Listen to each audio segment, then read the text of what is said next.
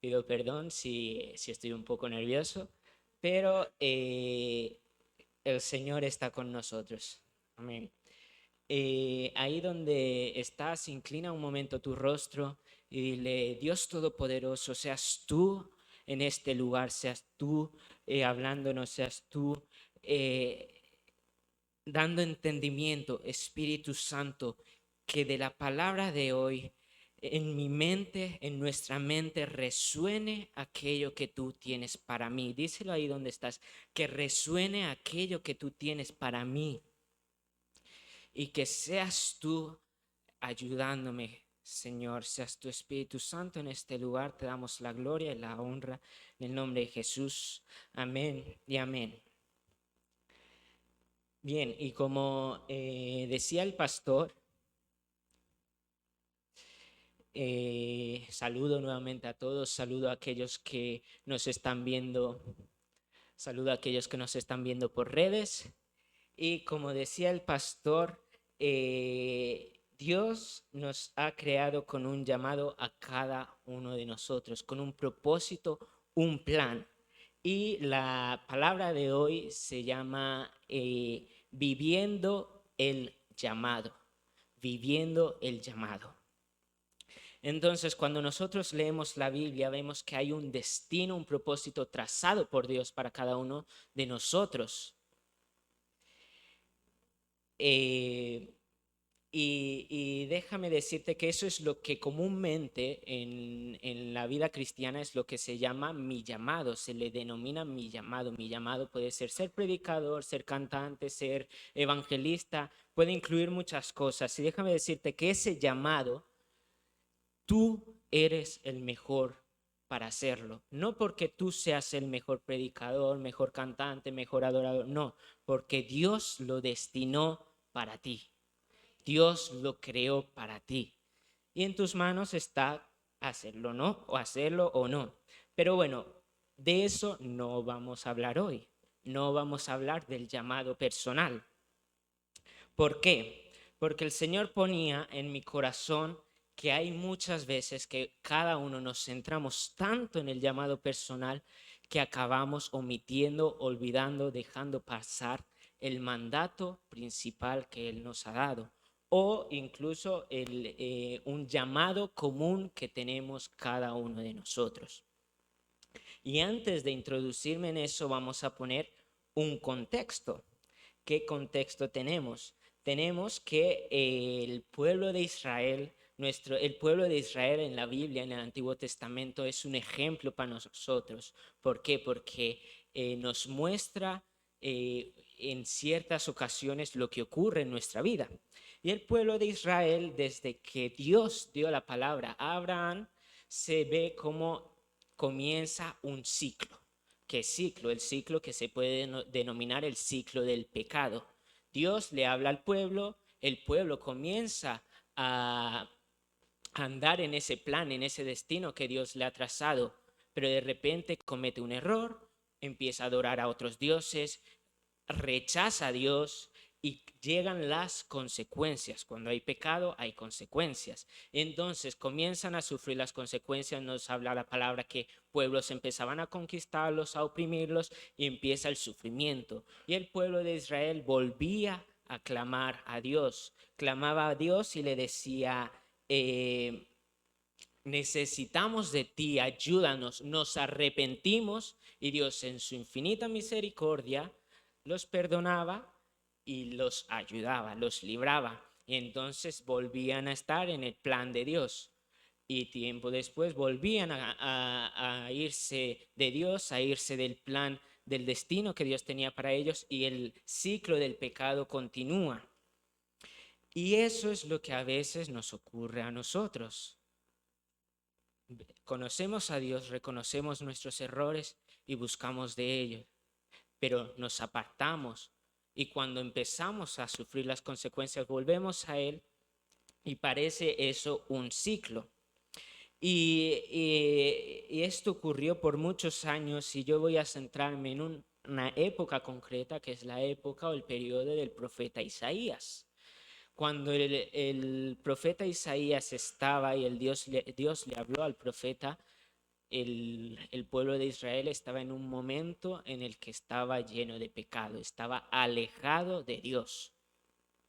Y quiero que vayamos a Isaías 43 y veamos la respuesta que Dios le habló, aquello que Dios le dijo al pueblo. Dice Isaías 43, versículo 1. Dice, ahora así dice Jehová, creador tuyo, oh Jacob, y formador tuyo, oh Israel, no temas porque yo te redimí. Te puse nombre, mío eres tú. Dios se acerca al pueblo de Israel con un corazón perdonador, con un corazón que les mima, le dice, yo soy tu creador, yo soy tu formador. Y así como Dios lo hizo con el pueblo de Israel, lo hace con nosotros día a día. Piensa, pon tu nombre, yo soy tu formador, Cristian, yo soy tu formador, yo soy tu creador, Cristian. Así lo hace con cada uno de nosotros. Y es increíble que antes de reprochar o acusar, Dios al pueblo le viene con esa palabra de amor. Yo te he creado, yo te he formado, yo te he redimido y te puse nombre, tú eres mío. Y Dios se acerca así, mostrándonos, intentando revelarnos como Él nos ve. Y es bonito, una de las oraciones más poderosas que uno puede hacer es decirle, Señor, ayúdame a verme como tú me ves. Vamos a decirlo ahí donde estás, Señor, ayúdame a verme como tú me ves. Y, y, y esto de vernos como Dios nos ve, el Señor me hablaba de dos aspectos. El más importante, vernos que nosotros somos la formación de Dios, somos la creación de Dios. Él nos ha dado un propósito, destino, Él nos ha puesto nombre, Él nos ha puesto nombre. Pero no podemos obviar un detalle. Así dice Jehová, creador tuyo, formador tuyo. No temas, porque yo te redimí. Yo te redimí. Y la redención significa que Él nos ha comprado. Él nos ha comprado, nosotros sabemos que nos ha comprado con el sacrificio de Jesús. Nosotros éramos esclavos del pecado, éramos esclavos de una vida sin Cristo y Él a través del sacrificio de Jesús nos compró y nos dio libertad. Entonces, ¿por qué no podemos omitir ese detalle? Porque a veces a nosotros se nos olvida de dónde nos ha sacado Dios. Y Él dice, yo te redimí.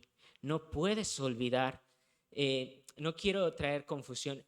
Dios olvida nuestro pecado, pero Dios tiene presente que Él es nuestro redentor, que Él, a pesar de que no merecíamos ser perdonados, Él nos perdona, a pesar de que merecíamos las consecuencias y merecemos las consecuencias del pecado, Él con su sangre nos limpia.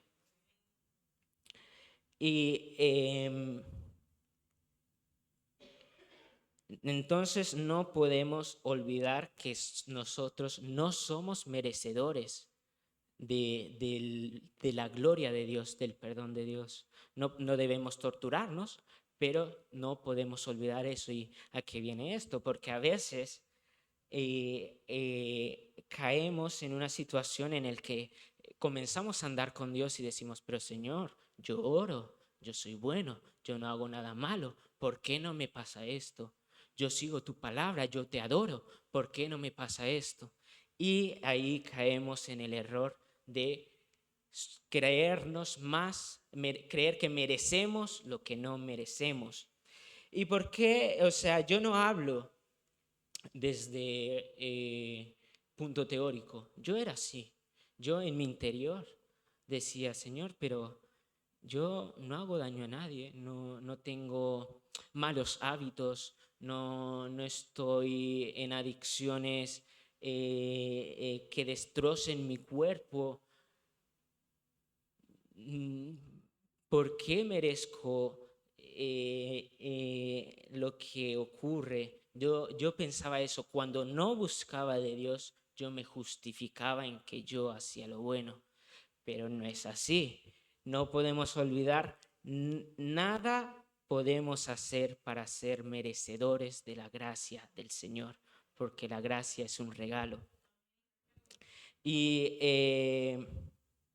entonces, retomando, ¿cómo podemos vernos como Dios nos ve? Hemos orado, Dios, ayúdame a verme como tú me ves, pero nosotros podemos hacer algo para poder que el Señor nos dé entendimiento, nos dé revelación.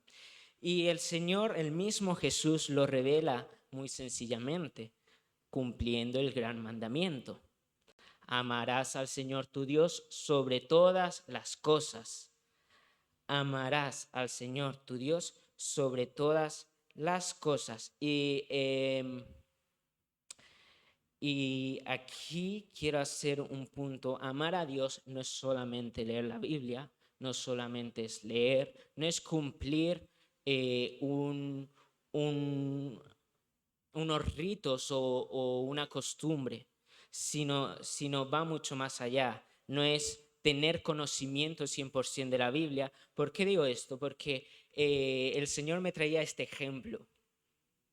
Yo puedo saberme la Biblia de principio a fin. De hecho, los demonios y el diablo se saben la Biblia mejor que todos nosotros. Ellos se saben la Biblia mejor que nosotros y ellos conocen al Jesús que están registrado, el aspecto literal de Jesús que está registrado en la Biblia. Pero ellos no tienen una relación con Dios. Ellos no tienen un conocimiento personal de Dios, de quién es Jesús. Entonces, para amar necesitamos tener una relación personal con Jesús. Y ese es nuestro primer gran llamado que todos tenemos, tener una relación personal con Jesús, una relación íntima con Dios. Y no es solamente, como decía, nosotros podemos transmitir los hechos físicos para tener esa relación, orar, leer la Biblia, buscar de Dios, pero la decisión del corazón que la debe tomar cada uno es lo que va a permitir tener esa relación íntima con Dios. Y déjame decirte que cuando yo era adolescente, yo muy obediente, las 4 de la tarde, tengo que leer la Biblia, oro, Señor Padre Santo, leo la Biblia, ya he entendido esto, y obviamente eso es bueno, pero yo lo convertí en un ritual. Yo no anhelaba tener ese momento con Dios. Yo no deseaba tener ese momento con Dios. Y esa hace la diferencia de quien lee la Biblia por ritual y quien lee la Biblia por necesidad, deseo, e incluso más allá, habla con Dios.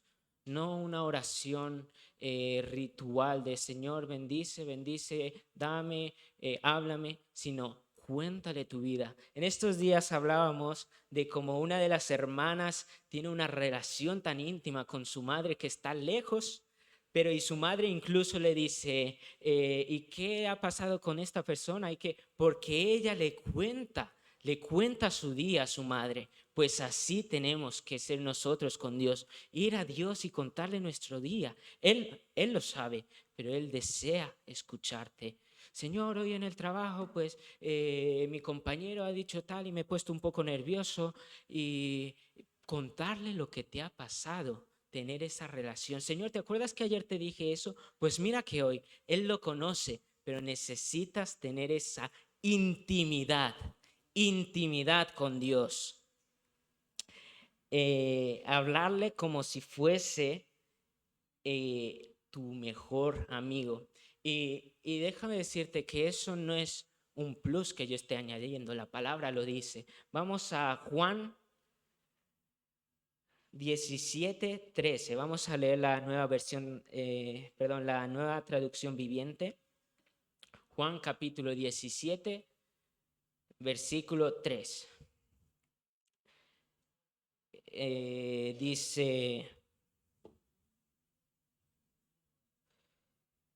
Dice, y la manera de tener vida eterna es conocerte a ti, el único Dios verdadero, y a Jesucristo a quien tú enviaste a la tierra. Conocimiento, y eso se hace con una relación íntima. Y Dios es tan grande que me ponía esta frase de un predicador que decía: lo más grande que podemos hacer por Dios no es ser usado grandemente, no es ser reconocidos o predicar a miles de personas. Lo más grande que podemos hacer es permanecer al lado de Jesús. Permanecer al lado de Jesús. Recibas reconocimiento o no, permanece. Responda a tus oraciones o no, permanece. Que estás pasando una situación difícil, permanece. Que estás siendo tentado o caes en pecado, permanece al lado de Jesús. Déjame decirte que la intimidad que tú tienes con Jesús va a desatar todo lo demás. Va a desatar las bendiciones, va a desatar la sanidad, va a desatar la liberación. La intimidad con Jesús es a través de ella que todo lo demás puede fluir, puede prepararte para la guerra y puede acelerar los tiempos. Aquí quiero hacer un pequeño inciso que no es acorde a lo que estaba predicando, pero el Señor puso en mi corazón: hermano, no intentes acelerar los tiempos. Dios acelera tiempos, pero tú por acelerar los tiempos, yo he visto personas, voy cada 2 por 3, voy a ver a tal profeta, voy a ver tal, voy a tomar ese curso, voy a hablar con tal, porque desean acelerar los tiempos. Tu intimidad con Dios es lo que acelera los tiempos. Y el Señor me decía: hermanos, honrad a vuestros pastores. Cuando uno intenta alimentarse fuera de su casa, cuando uno intenta constantemente, yo no estoy diciendo que no puedas ver prédicas, que no puedas ir a eventos, gloria a Dios porque el Señor se glorifica, pero cuando constantemente estás buscando aquello que supuestamente en tu casa no recibes, estás deshonrando a tus pastores. Y déjame decirte que también estoy enseñándote que la intimidad con Dios es lo que hace el cambio. Y como decía el pastor al principio, yo es que me lo veo venir: pastor, qué buena la prédica, voy a dejar de ir a la iglesia para tener intimidad con Dios. Y no son así las cosas.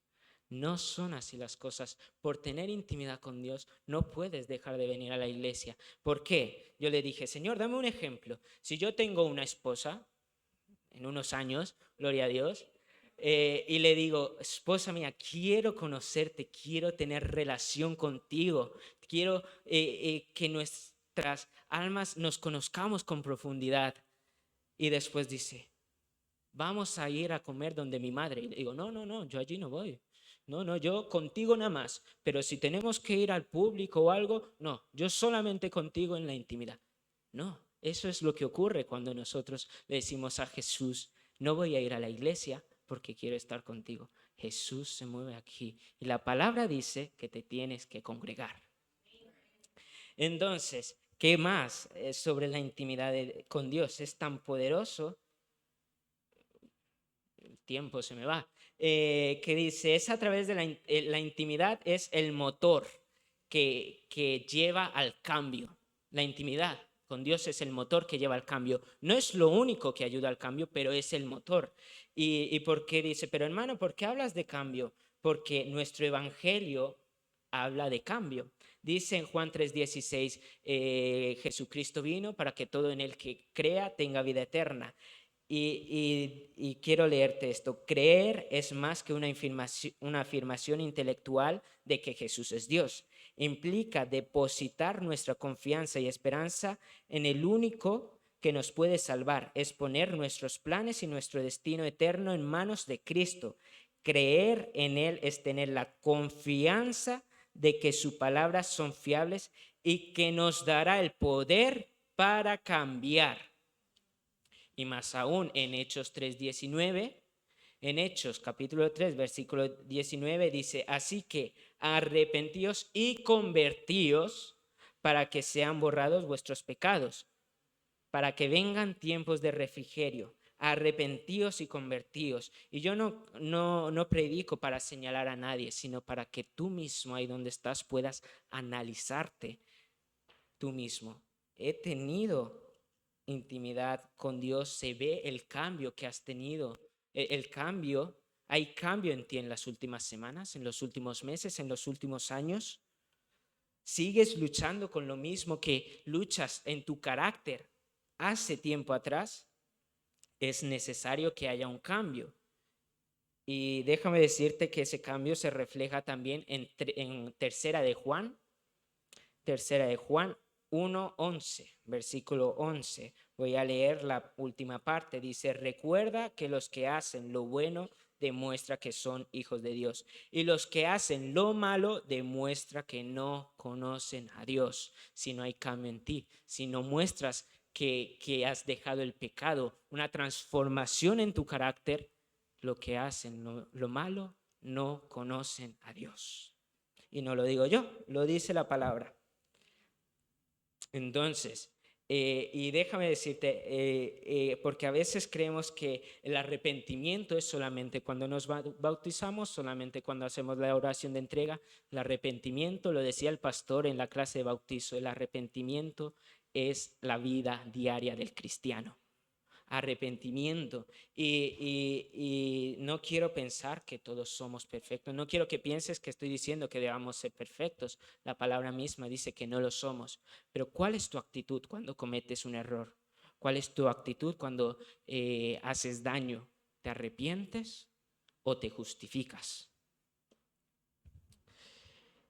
Y cuando hay cambio, volvemos a Isaías 43, cuando hay cambio es que hay,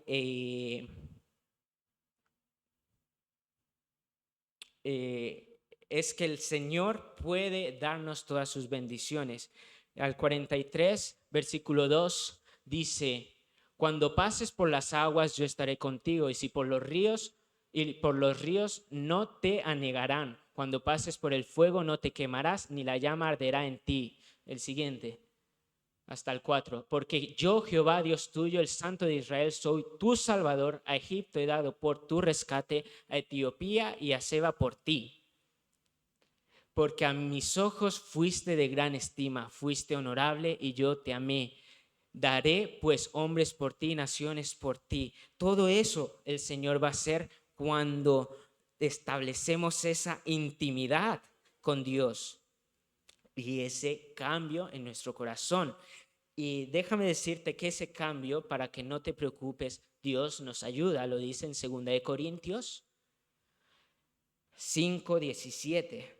Del 17 al 19, en 2 Corintios 5:17, déjame decirte que Dios nos ayuda. Dice, de modo que si alguno está en Cristo, o sea, tiene una intimidad con Cristo, nueva criatura es. Las cosas viejas pasaron, he aquí todas son hechas nuevas. Y todo esto proviene de Dios, quien nos reconcilió consigo mismo por Cristo. A través de la intimidad con Jesús podemos tener reconciliación con Dios y nos dio el ministerio de la reconciliación, el 19, que Dios estaba en Cristo reconciliando consigo al mundo, no tomándoles en cuenta sus pecados, a los hombres sus pecados, y nos entregó a nosotros la palabra de reconciliación. Él es quien nos renueva a medida de que nosotros le dejemos que nos renueve. Él nos reconcilia mediante esa intimidad. Y volvemos a Isaías 43 y es increíble cuando dice Dios que Él hace todo lo nuevo. Y vamos al versículo 13, Isaías 43, versículo 13, y dice, aún antes que hubiera día, yo era, está hablando Dios de sí mismo, antes de que hubiese existencia, Él estaba. No hay quien de mi mano libre. Lo que hago yo, ¿quién lo estorbará? Cuando Dios te transforma, Él mantiene, nadie puede estorbar lo que Él hace en ti. Entonces, vamos al versículo 12 y no sé cómo voy de tiempo. ¿Cuánto tiempo llevo? Vale, para ir terminando ya. Entramos en el versículo 12 y dice, la parte quiero que leamos, dice, vosotros pues sois mis testigos, dice Jehová. En esa parte nos muestra nuestro segundo gran llamado y el gran llamado que tenemos todos en común. Dice, mostrar al prójimo quién es Dios, ser testigos de Dios. Y si nos devolvemos al versículo 10, vemos que este llamado está totalmente ligado con el primero. Dice, vosotros sois mis testigos, dice Jehová, mi siervo que yo escogí, para que me conozcáis y creáis. Somos testigos cuando tenemos intimidad con Dios. Entonces, debemos dar testimonio de que conocemos a Dios. ¿Y cómo lo vas a dar si no tienes intimidad con Dios? ¿Qué testimonio vas a dar si no tienes intimidad con Dios? ¿Y cómo debemos dar ese testimonio? Jesús nos lo da en su segundo gran mandamiento. Amarás a tu prójimo como a ti mismo. Amarás a tu prójimo como a ti mismo. Y mediante la intimidad con Dios es que nosotros podemos amarnos a nosotros mismos y así podemos también amar a nuestro prójimo. Y déjame decirte cómo vamos a compartir, cómo vamos a ser testigos de Dios si no tenemos amor. Si no tenemos amor. Y yo no lo digo, lo dice la palabra en 1 Corintios 13. Lo voy a leer rápidamente. Dice, si yo hablase lenguas humanas y angelicales y no tengo amor, vengo a ser como metal que resuena o címbalo que retiñe, o sea, harías ruido. Si tuvieses profecía, entendiese todos los misterios de Dios y toda la ciencia y tuviese toda la fe, de tal manera que se moviesen los montes, y no tengo amor, nada soy. Y si repartiese todos mis bienes para dar de comer a los pobres, y si entregase mi cuerpo para ser quemado y no tengo amor, de nada sirve. Y déjame decirte otra oración poderosa que le puedes hacer al Señor. Señor, ayúdame a amar. Ayúdame a amar. Y yo se lo digo al Señor porque yo mismo he notado que a mí me falta amor. Y veo a una de las hermanas que me parece increíble que llega y desde que llega ves el amor que tiene que dar, el amor que da. Y yo digo, Señor, ojalá yo tuviese ese amor. Dame ese amor que ella tiene. Y entonces, para ir acabando, yo le preguntaba al Señor, ¿por qué el amor es tan importante? ¿Por qué es tan importante que todo lo que podamos hacer y no amamos, nada sirve? Pues es muy sencillo, el amor es el fundamento del evangelio.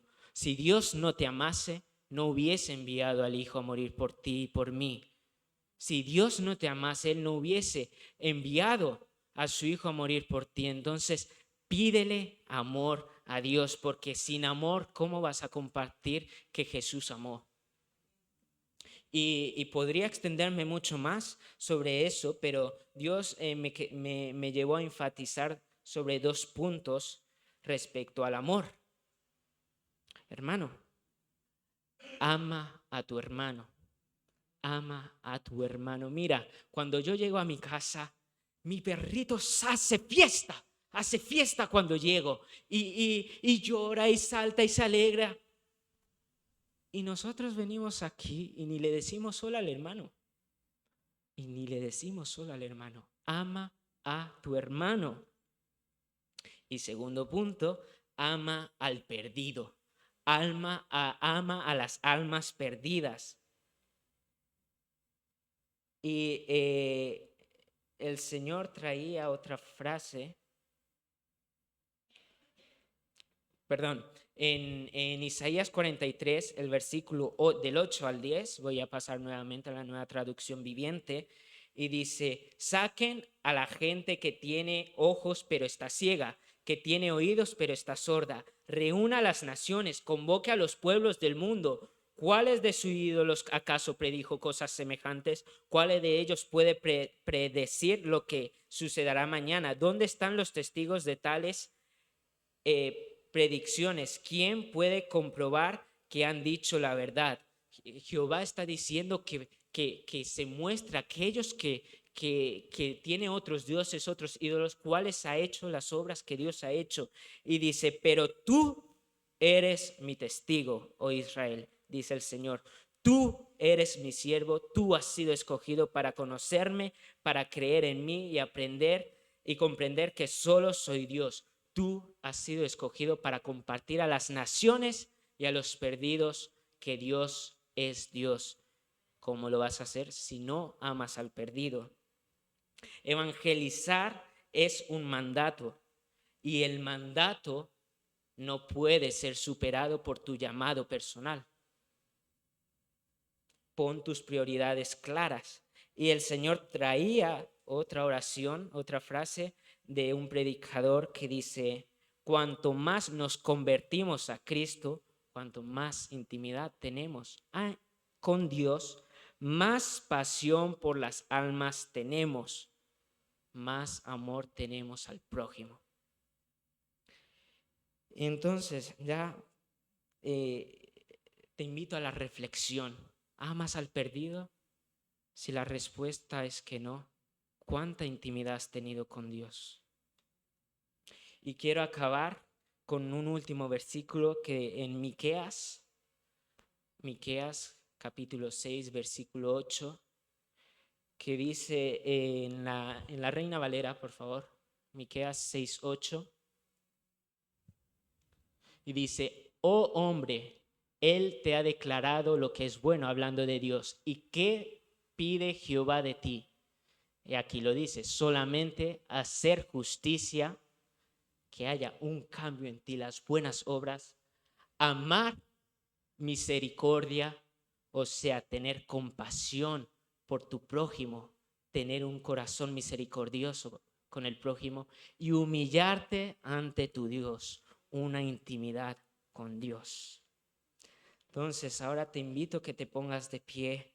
Vamos a hacer una oración, vamos a hacer una declaración, a presentarnos delante de Dios, reflexionando en aquello que el Señor te ha hablado, reconociéndole nuevamente como creador, como tu formador, y pidiendo esa intimidad, comprometiéndote en tener esa intimidad, relación con Dios, experiencias únicas de tú con Dios.